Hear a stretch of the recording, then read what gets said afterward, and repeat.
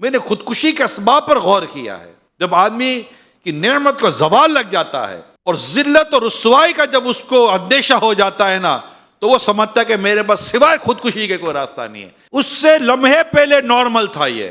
کبھی زندگی میں جو خودکشی کرتے ہوتے کیا وہ پلاننگ کر کے، بہت سالوں کی پلاننگ ہوتی ہے خودکشی کرنے کی، بس وہ گھڑیاں آتی ہیں کہ بندہ خودکشی کر بیٹھتا ہے. تو ایسے کبھی بھی حالات پیدا اگر ہوں تو خودکشی کی طرف نہیں جائے، بلکہ میں یہاں پر ان کو بھی ایڈریس کروں گا کہ جنہوں نے اپنے آپ کو اتنا تنگ کیا ہوا کہ اللہ نہ کرے اگر کوئی ان کے فیملی ممبر میں سے کوئی فیلئر موڈ میں چلا جاتا ہے تو اس کے پاس معاذ اللہ ثم معاذ اللہ کوئی راستہ ہی نہیں چھوڑتے. اس کو کہنے سننے کا اتنا مطلب کہ وہ خوف ہو جاتا ہے کہ اب میں گھر جاؤں کیسے، اس کے پاؤں بھاری پڑ جاتے ہیں.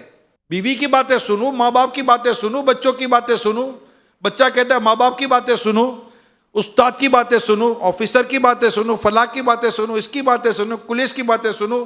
میرے ساتھ جو کام کرے وہ بھی تھو کرے گا، ایسا کر دیا، ایسا کر دیا، ایسا کر دیا.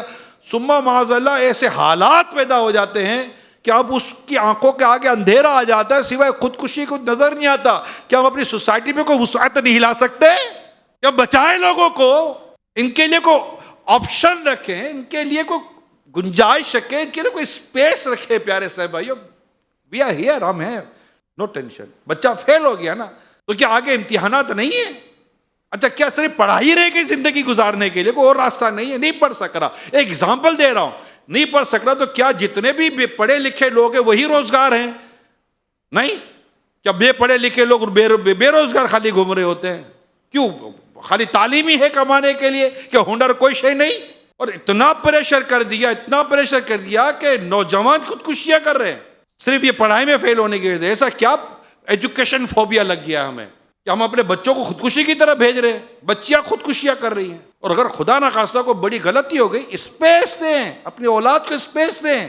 اگر گھر میں بھی کسی پرسن سے خدا نخواستہ کو غلطی ہو گئی، ارے بھائی اللہ پاک کی بارگاہ میں توبہ کے دروازے کھلے ہوئے ہیں یار. ایک دفعہ کوئی موضوع چل رہا تھا میرے لیے سنت کے ساتھ، ہم بیٹھے تھے، کوئی جذباتی اسلامی بھائی تھے، کہا نہیں آپ اس کو معاف نہ کریں. انہوں نے فرمایا کیا بات کرتے ہو، اللہ پاک نے اگر ہم پر معافی کے دروازے بند کر دیے تو کیا ہوگا. کمال کیا تھا اس وقت میرے پیر و مرشد نے. پیر تو ایسا ہی ہوتا ہے نا یار، جو راستے دکھاتا ہے. پیر کو راستے بند کرتا ہے؟ پیر راستے دکھاتا ہے. ایسی کی پیروی کی جاتی ہے جو راستے دکھائے جنت کی طرف.